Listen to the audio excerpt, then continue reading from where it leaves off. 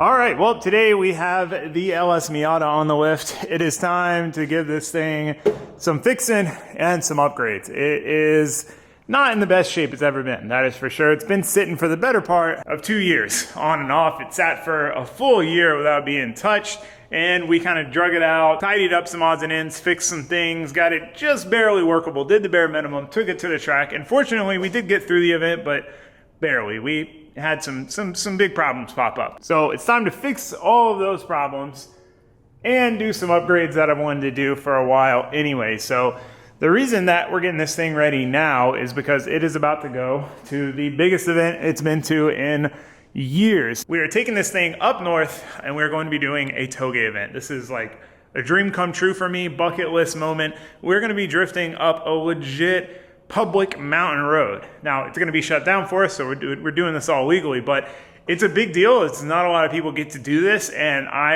am so excited for it, and this is the perfect car to do it in, both for the nostalgia, sentimental reasons, and it's kind of the right amount of being rowdy. You know, makes about 500 wheel, having grip, having speed, but also, you know, it's not so insane like it would be to take something like the Vet up there. So yeah, that being said, we got a bit of work to do. So I need to quit jibber jabbering. We need to get to it. I want to change the injectors. I'm pretty sure I have a spare set somewhere in the container in the spare parts tote for this car, which we probably should bring with us anyway. So I think the first step is to go dig that thing out and see what we've actually got on hand for this thing, because it's been a while and I don't remember where anything for this car is. So let's get to work.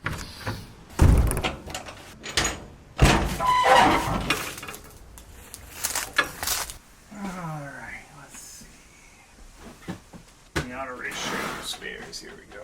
Oh, this is a heavy one. Oh. This is the tote that we needed. I am going to bring it, but injectors are not in here. I could be completely wrong about having spare injectors, or they're somewhere else. I feel like they're in a small tote somewhere. Alright, well, we got all our fuel system stuff. I did manage to find my spare injectors. So we have the 700s that are the same size, and then I actually have a set of 1000s that I got in case I didn't have enough fuel for the dry shot of the nitrous, but we didn't need to go up in size, so we stayed with the 700s. But I did realize that I did have a new spare set, but I already swapped them in like 2 times ago when we drove the car. So these are used. I'm pretty sure I cleaned them, but I'm just going to go ahead and clean the newer set, flow test it, and if it's all good, we'll just run those, and we'll bring these as spares if we need them.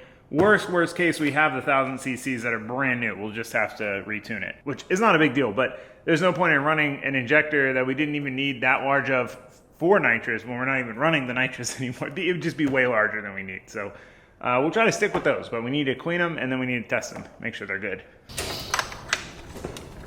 Hopefully there's not too much fuel in here. there was a bit. That is a good thing about running the 85 is I don't worry as much about spilling it. I mean, it's just gonna evaporate anyway.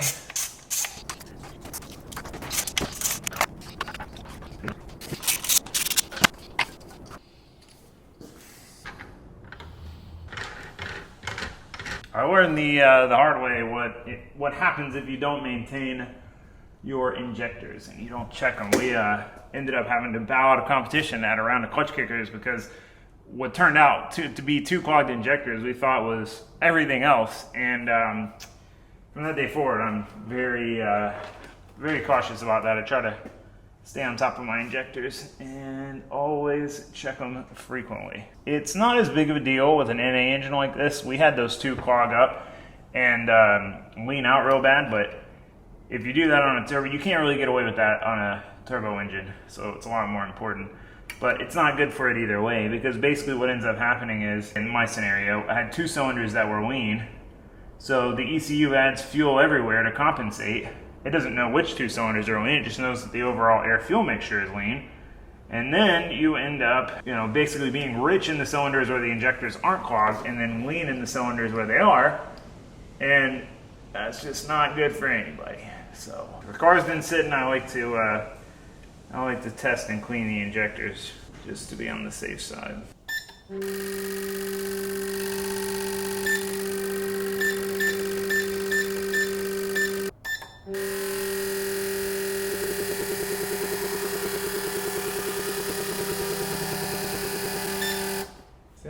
Alright, these are all mint, dude. I'm not even gonna bother testing them some more. I will clean them just because why not, but go ahead and test the other 4.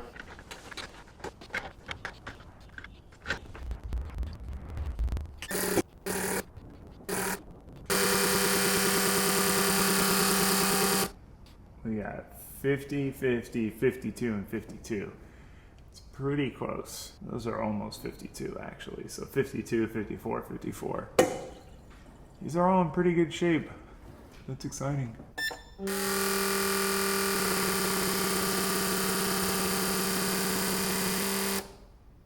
Yeah, these are a tiny bit off, but I think they're fine. Especially once we give them a good clean, they'll probably be alright.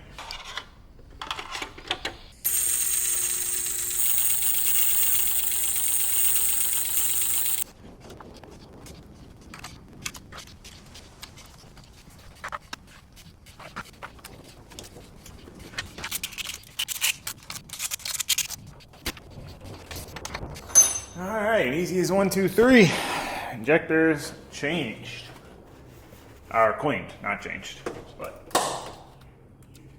taken out, cleaned, and reinstalled. So I think we're good. I guess I'll test for weeks because then I'm gonna have to wait for the system to bleed down.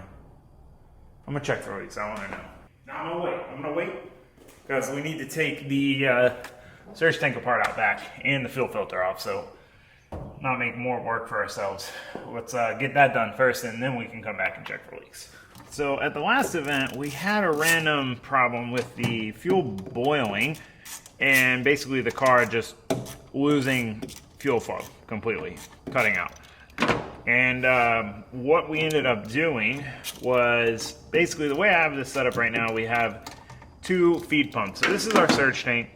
So let me show you, let me paint the picture for you. So our stock fuel tank is down under there. There's a fuel hat. We have 1 Deschworks brushless pump in the stock tank, stock hanger, all that. So that comes out, feeds through this filter into this surge tank, and it fills up this surge tank.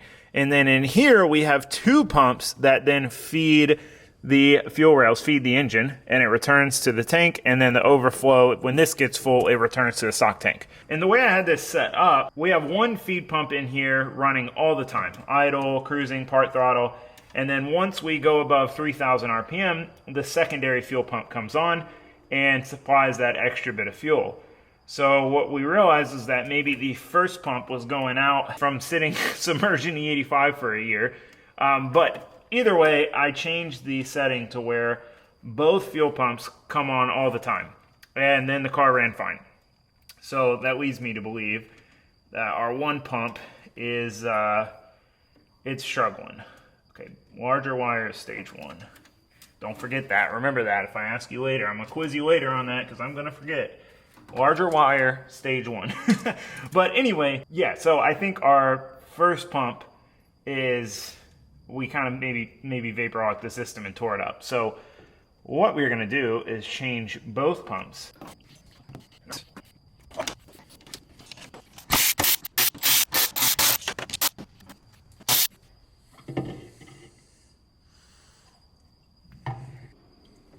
So right now in this surge tank, we have two 340 liter per hour pumps, and we're kind of right on the verge to where we could get away with only running one pump all the time. But with 500 wheel on E, you need a pretty good amount of fuel flow. E requires more fuel flow, 500 wheel is a decent amount. We'd be right on the cusp of making it work with one pump, having enough fuel flow. So that's why we have them staged to where the second pump comes on once we get above 3,000 RPM and are gonna need that fuel. But we're going to change this. We're going to do this a little bit differently. An idea I have that I'm going to take over from the vet, an evolution, if you will. So we're going to a pair of larger pumps. These are 340 liter per hour. We're going to a pair of 415 liter per hour pumps. Now, that's not because we need two 415 liter per hour pumps to run this car. What we're going to do is run it all the time on one. And then the second one will essentially be a backup, and not just a backup, but an automatic backup. So we're going to program it to where if the ECU sees a drop in fuel pressure, air fuel, wing condition, or something like that, that would insinuate that that our main pump is having an issue and we're not getting enough fuel flow, it'll automatically kick the second one on without us having to do anything. And that way we have that kind of safety net. If we have some sort of issue, the pump sucks something up, a wire comes loose, any of the above, we have that second one to come on automatically. That's how I ended up doing it in my vet, because we have three of those same 415 liter per hour pumps, so we really only need two of them to make the 1100 wheel on E. So I set the third one up to come on automatically if something were to happen to one of the other pumps.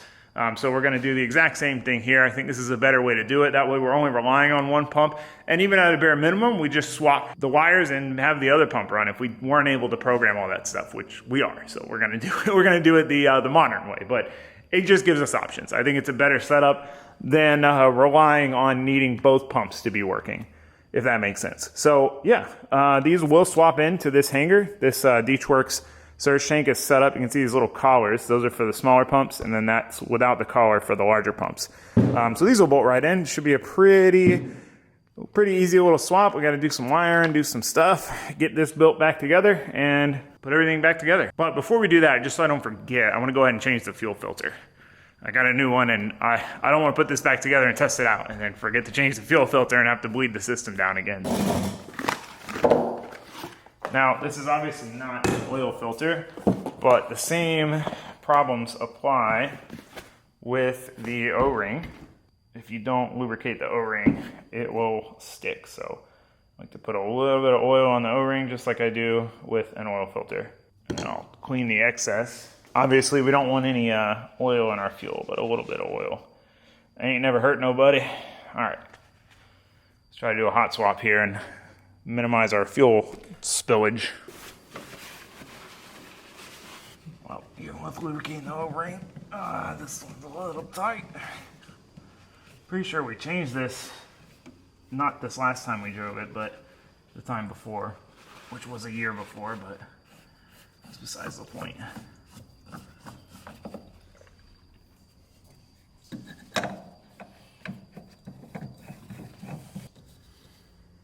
So once I had the fuel filter change out of the way, it was time to take apart and rebuild this surge tank hanger. Now, fortunately, I have two of these, one in the Miata, one in the turbo truck, and then the fuel cell surge tank that's in the vet is very similar as well. So I'm very familiar with working with these and, you know, what I need to do to get everything to fit right. One of the more important things is that we've got to basically cut the feed hoses at the right length so that the pumps are at the bottom of the tank, but they're not so far down that they squish against the bottom of the tank. We want to get every last drop of fuel out of that surge tank, But we also don't want to have problems with the pumps, you know, sucking to the bottom of the tank, or the hanger not sealing correctly because it can't bolt down all the way. So it's tricky. It's definitely something you've got to get right and take your time on. So I got everything measured, made sure that was good. Got the pumps in and tightened down, and then all we got to do is add some ring terminals so that we can wire this up. I normally use non-insulated ring terminals, but I was out of this particular size from probably the last time I did a fuel cell or a surge tank setup. So I used some insulated ones, made sure to heat shrink them, and then we got all the wires tightened down. And with that, the surge tank hanger assembly is complete with 2 brand new 400 pumps. All right, we got our fresh gasket, and we go this way.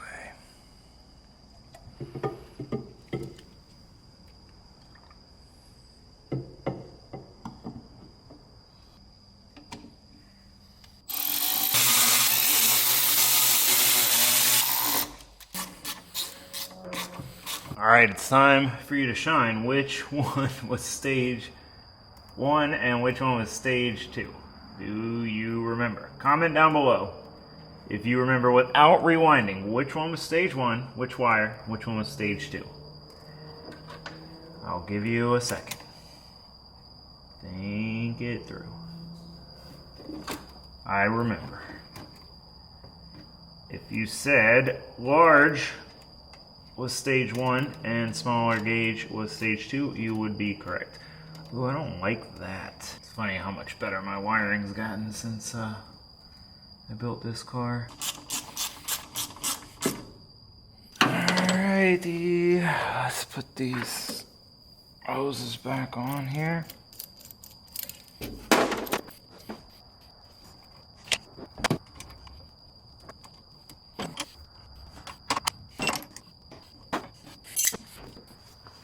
All right, new pumps are in. I've still got it programmed to turn both of them on all the time, so I do need to change that still.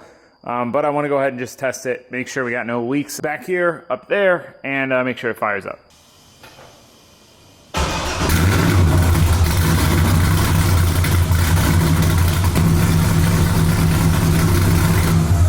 All right, well, we got no leaks up at the injectors. We don't have any leaks that I could find.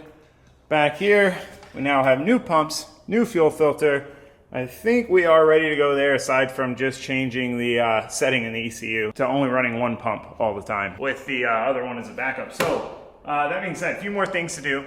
We got to do an oil change. It's only got like an event on it, but it's got like 1.5 to 2 years on it. So that's really why it needs to be changed more than anything. That's pretty simple, straightforward. The biggest thing that I'm stressing about is we don't have in-date safety harnesses. And the event we're going to requires in-date safety harnesses. Now, I bought these brand new. I know they're still good, but they have to be in date.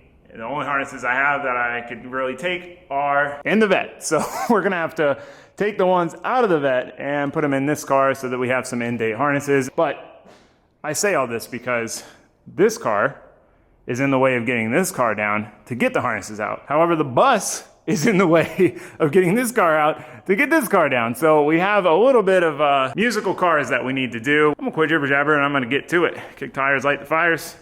I kind of get a kick out of moving stuff around anyway, so, you know, I ain't complaining.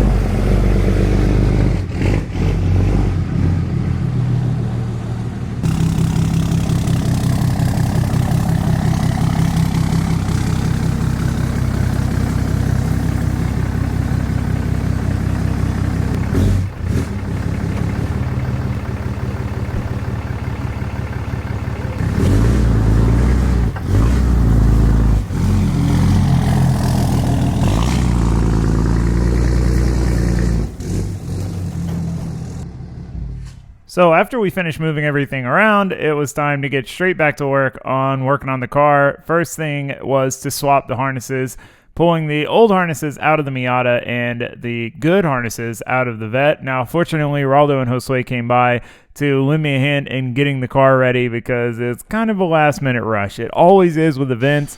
You know, I try to be prepared and I try to leave myself plenty of time, but there's always just more to do than you think. One of those things being filling 6 5-gallon fuel jugs because I don't know how much fuel I'm going to go through and I definitely don't want to run out. So doing that, prepping everything, spilling some fuel, changing the oil is also a bit of a process in this car because where the dry sump tank is, you can't just drain it. We did make a big revision when we mounted the tank in the Vet and we put it in a place where you can just drain it. But on this car, it is a whole process of unbolting the tank, undoing the lines, draining the tank out, cleaning the catch can, and then putting it all back together, hooking all the lines back up. The oil filter is also not great because of where it's mounted. It was the only place it could go, but it's effectively upside down, so then oil spills everywhere. It's a process. Moral of the story. But we got the oil change done, and we're cruising along.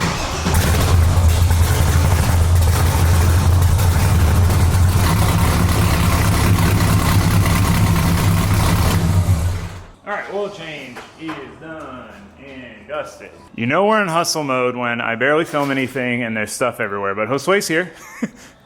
He came to help me get this thing sorted out and ready. Thank God he did because I would not have got it done in time. Raldo was also here earlier helping. We got the new harnesses in. I just need to final adjust them to size, but we fully stole the Vet harnesses. I thought about just doing one pair, but we went ahead and did both pairs and it's nicer anyway, you know.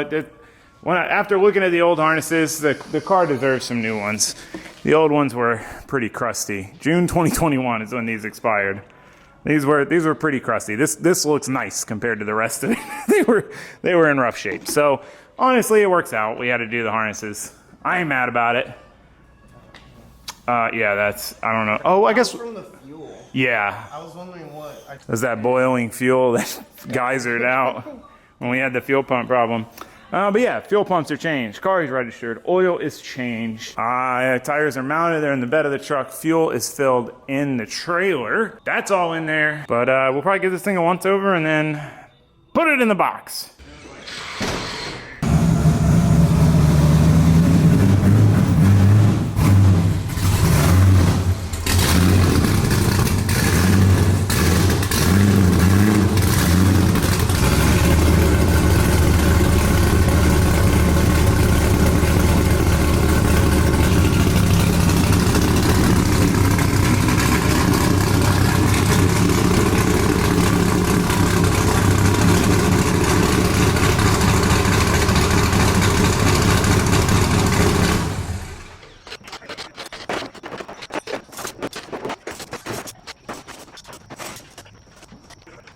We got the car all strapped down and secured, closed up the trailer, and we are ready to head out first thing in the morning for quite a long drive up into the mountains.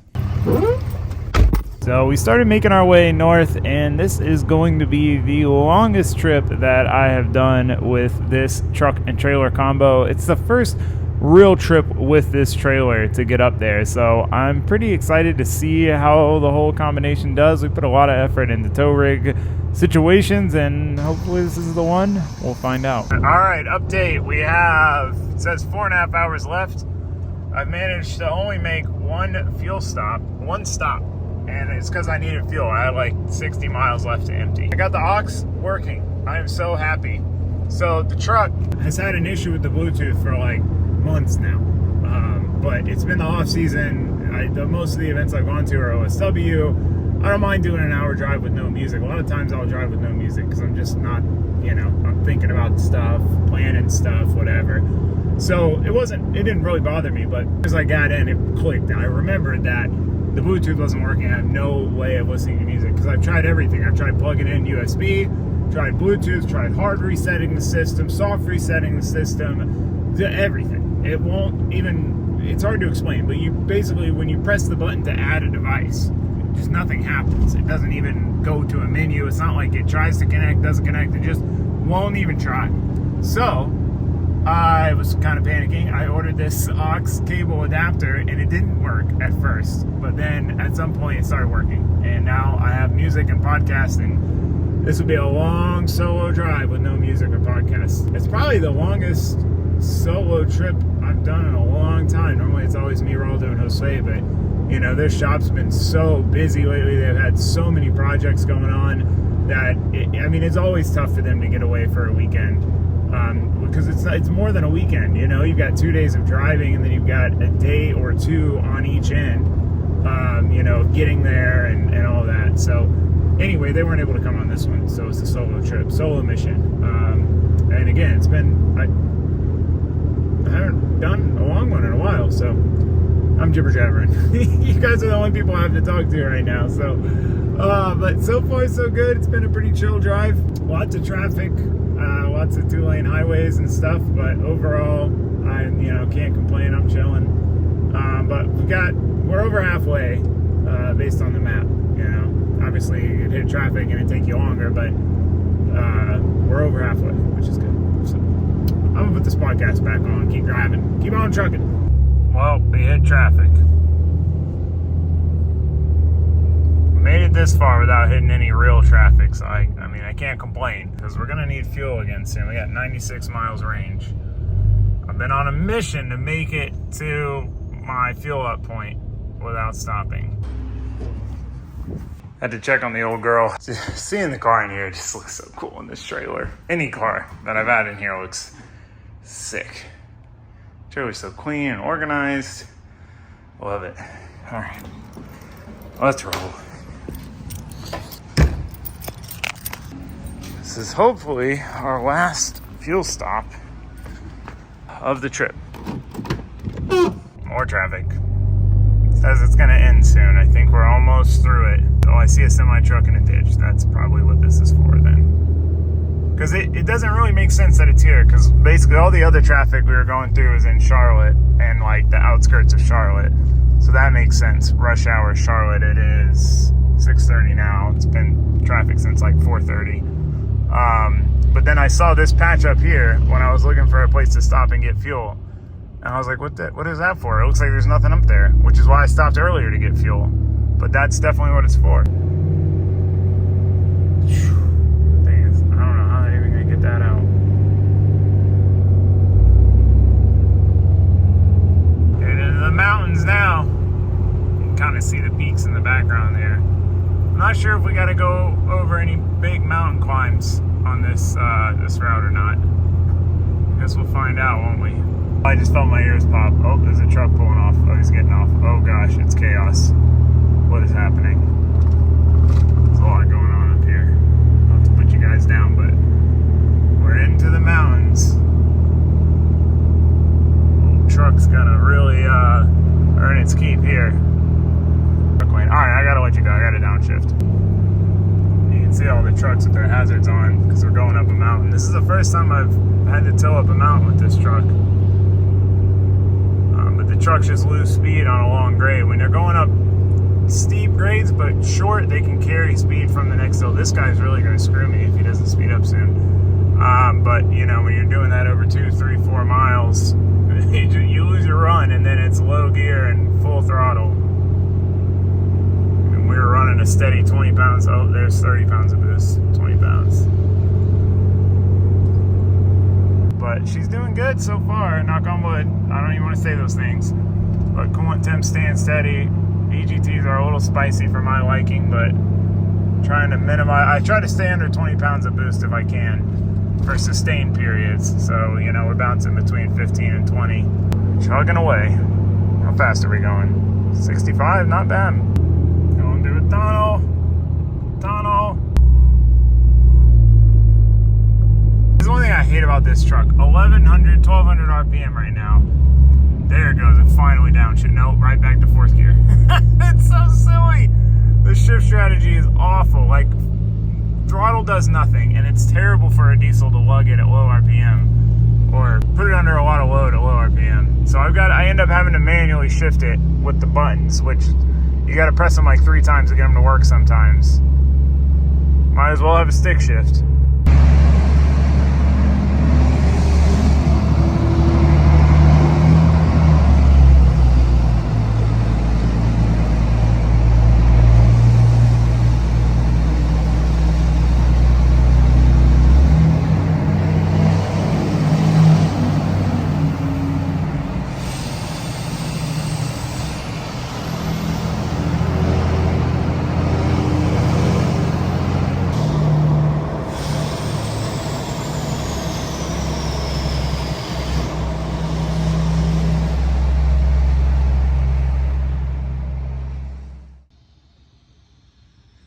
Well, we made it.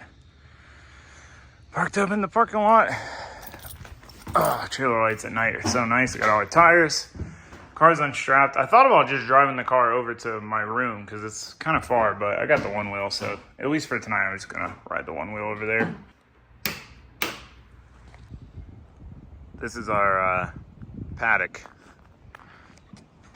Literally closed down road is wild. So hilly too. Oh man, the camera never does it justice. West Virginia gets a lot of hate for certain things, but it is one of the, I would say, top 3 most beautiful states I've been to.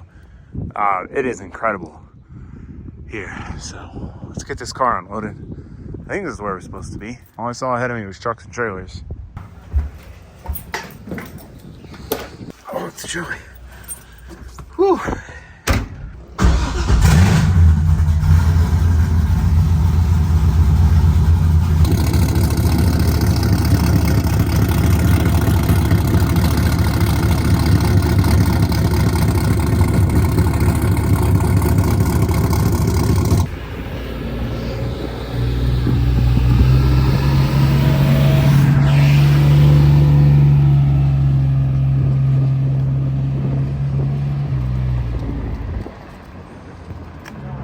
Oh, shoot.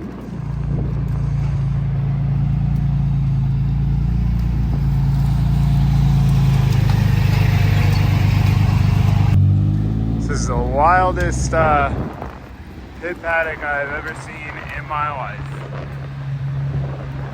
Look at this, dude. This is crazy.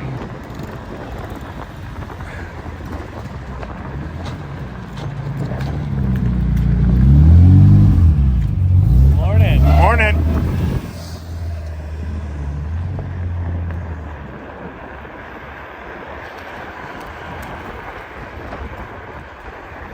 Dude, this is wild. My mind is blown right now. It just doesn't stop.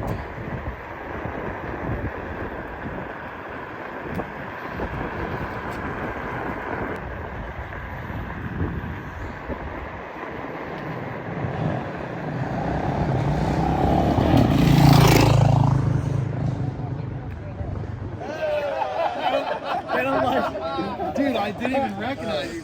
We do want to take this very serious because like these guys put a lot of effort to put this on. Very happy you guys have all been selected to do this. But at the end of the day, this is a serious thing. You can talk to some of the guys that were here before. Like it is serious. Please, the number one thing is to be safe. Because if one of you guys up, then we can't drive, and that's what we're really upset about, let's be honest. You know what I mean? We don't want you to get hurt or anything like that.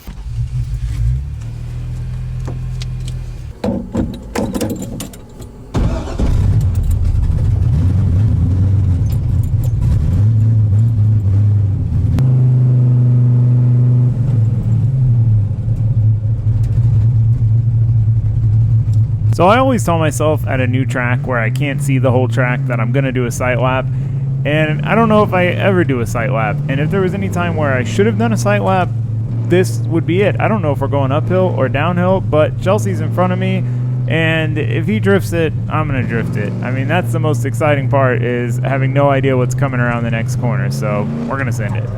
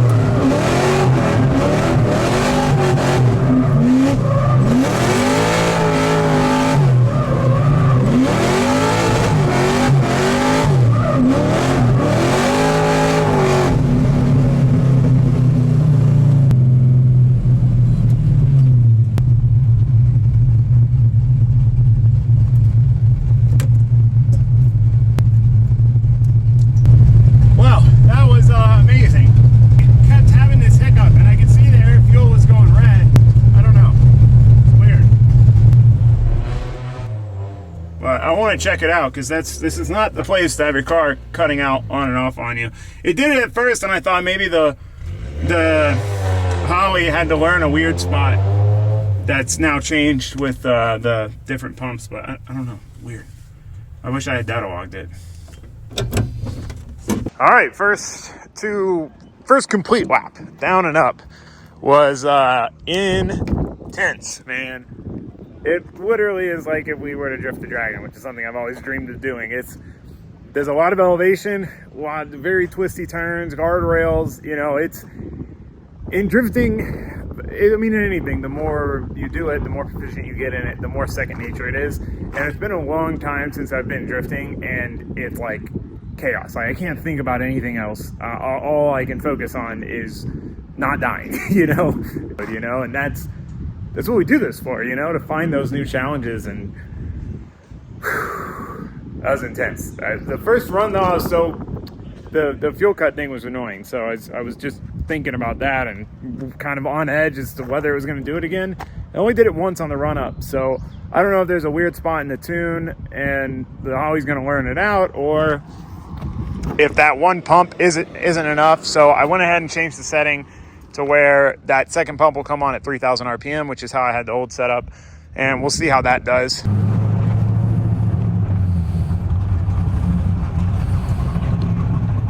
You going back out? What is that shit? Dude, wild. It's wild. Wild. Like, I was shaking. That's the first time in a long time that I've done anything drifting where I couldn't just think about random things while I was doing it. I know. I was just like fully focused. I'm still getting warmed up, and then we'll get some laps. I'm so glad we're here. Same, dude. Oh, we're behind the Miata. Are we going? Are we going? Please don't fuel cut this time, car. Please, be good to me. This is not the time or the place to be doing that nonsense. You can just wait till we get back to OSW. Then you can do it.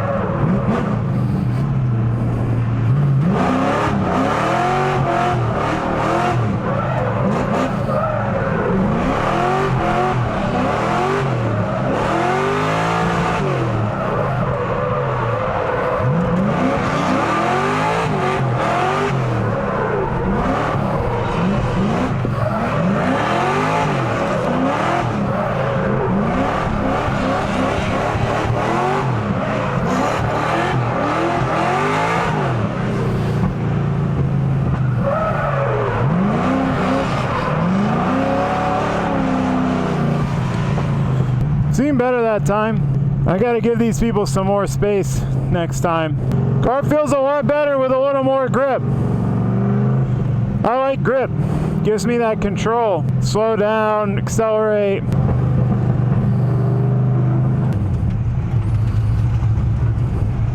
This is wild, dude.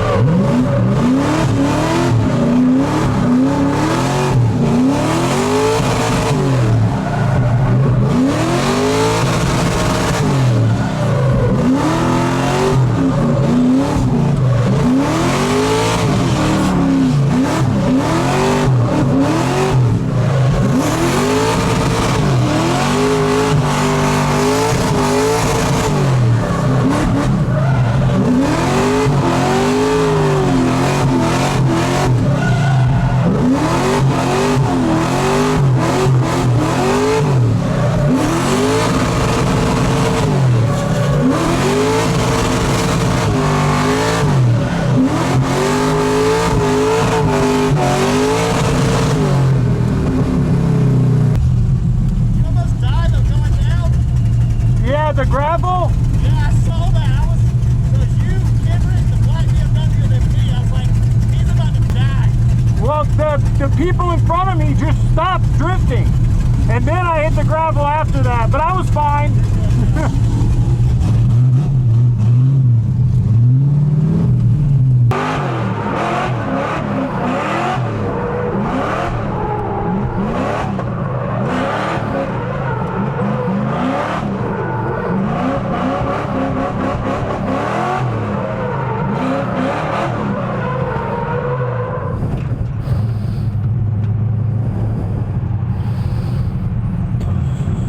So this might not be obvious, but the downhill is definitely sketchier than the uphill.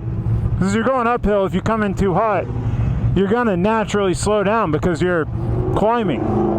If you're going downhill and you come in too hot, you're gonna naturally kind of accelerate.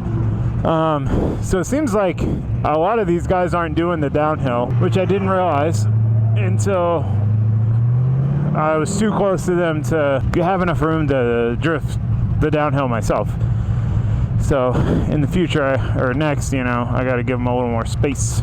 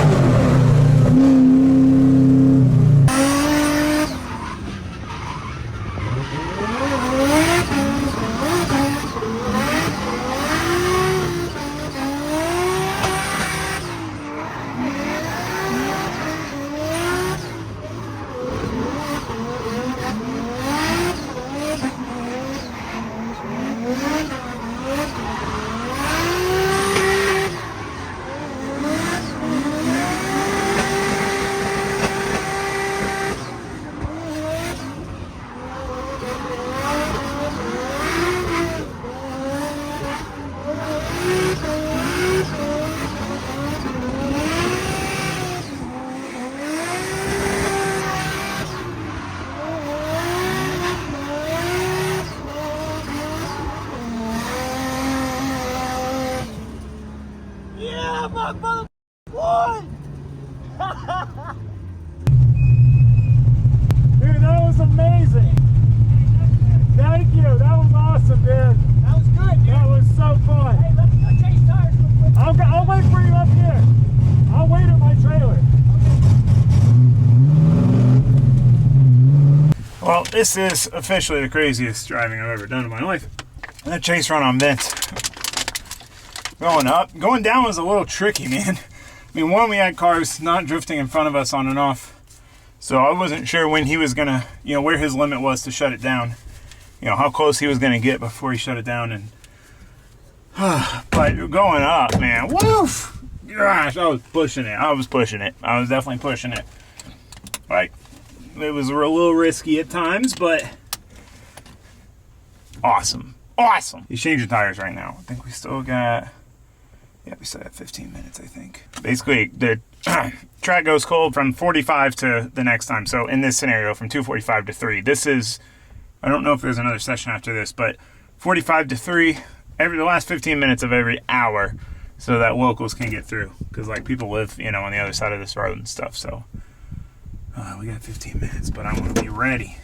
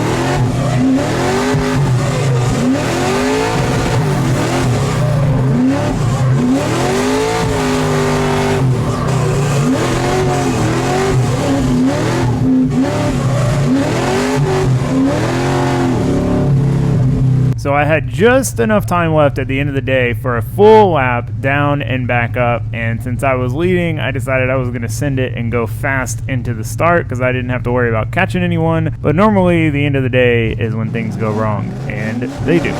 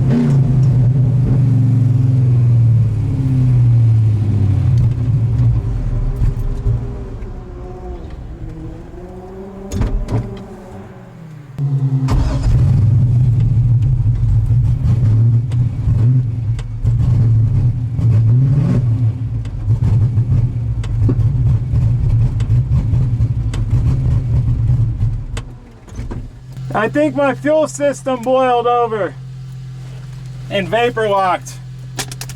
I had this happen before. It gets too hot because I have like no fuel. I have like 15 pounds of fuel pressure.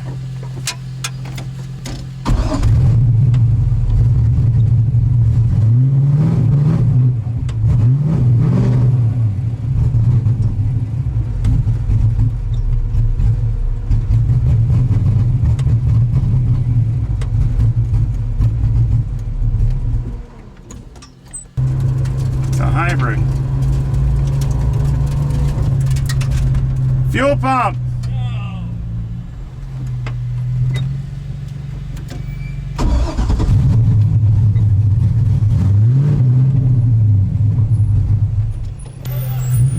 Yeah, I can make it from here.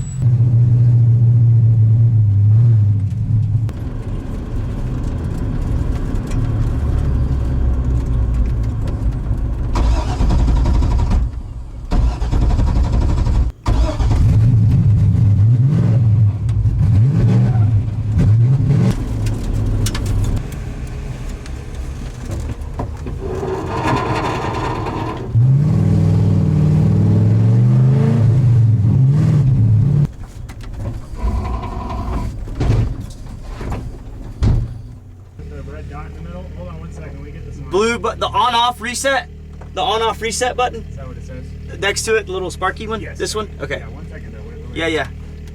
All right. Ready? Yep. Yeah, dude, it's just like barely dribble.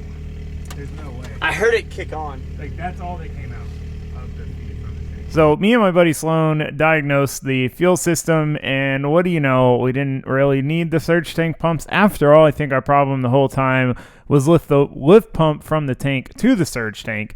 And I pulled the line off going into the surge tank and turned the ignition on, which would turn that fuel pump on, and fuel should have geysered out, and instead it dribbled out. So we're gonna have to try to fix this thing at the hotel in the parking lot, because not only do we need to drive tomorrow, but tonight is a police escorted cruise to downtown for a block party where everyone's going to be bringing their drift cars. It's going to be crazy, and I want to make that cruise. That's one of the coolest parts of the trip. So we towed it back to the hotel, and it's time to get to work. Current situation. Car is taken apart in the parking lot. We're going to change the fuel pump. This is the brushless one I've had for like 5 years, and the sock was super gross. So I think my tank needs to be replaced, and I sucked a bunch of stuff up in it. What? Ready to cruise into town? Not quite. I don't know. What'd you do? I gotta change my fuel pump. Fuel pump? Yeah, It's always something. I know. I just changed both my surge tank pumps, and it turns out it was my in-tank pump was the problem. So now I'm putting a different in-tank pump, but the wiring's different because that's a brushless pump. This is a non-brushless pump.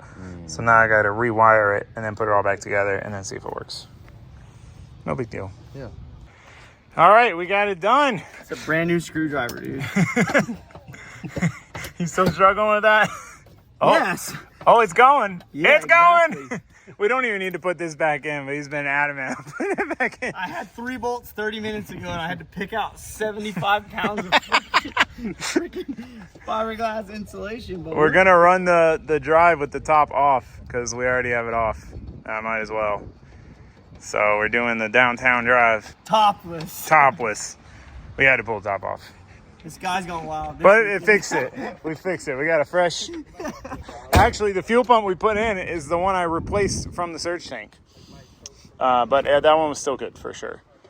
I think my whole problem was the lift pump. Either the controller or the pump getting hot and then shutting off. Because once it cools down, it was fine. So as if drifting a mountain road wasn't cool enough, they organized this police escorted drive about 30 minutes into the major downtown area nearby.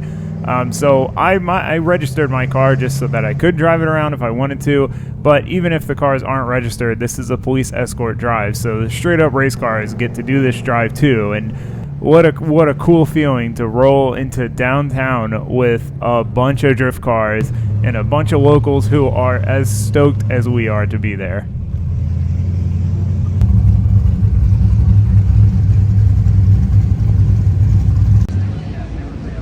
Look at this, dude. All those cars down there.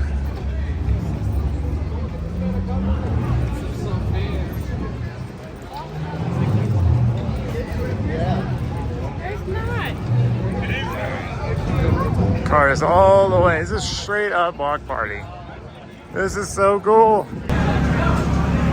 Feels like we're about to go street drifting.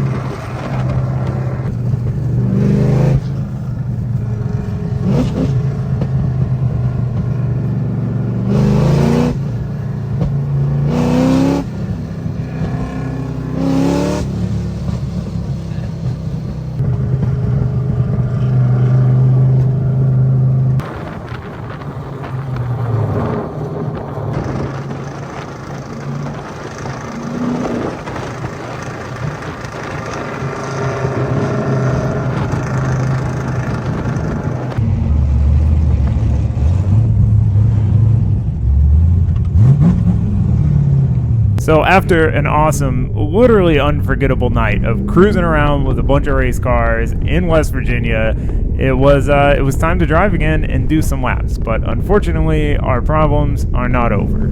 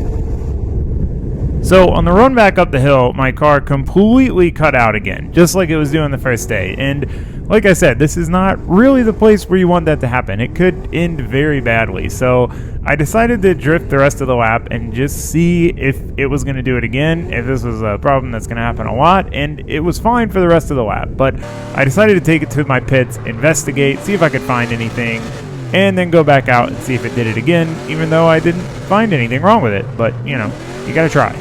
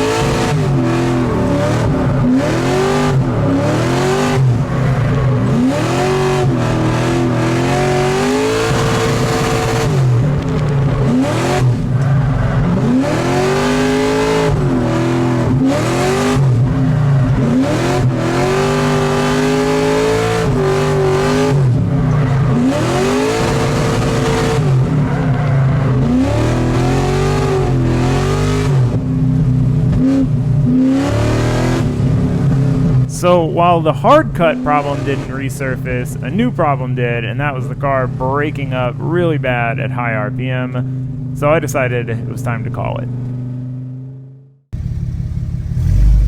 And we're off. Got Hertz rig over there, Shane.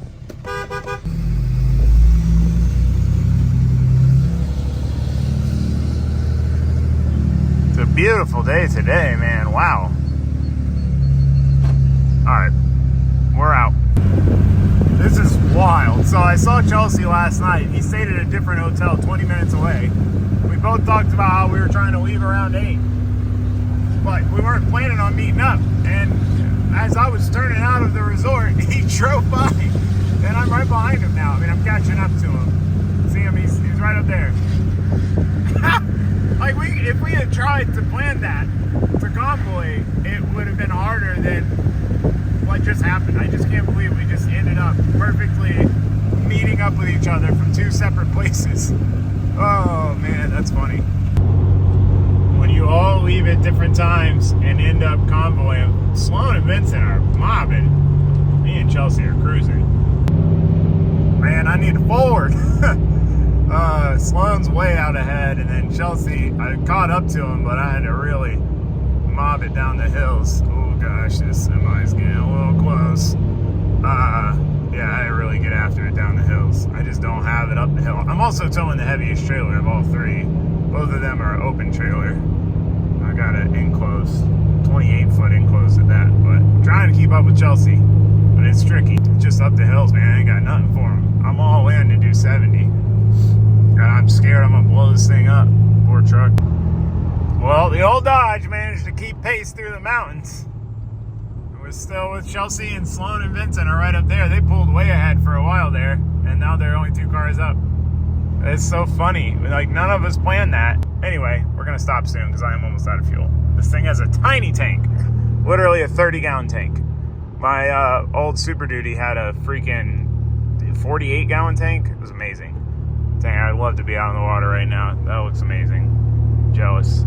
Look at all those boats. Look at all those boats.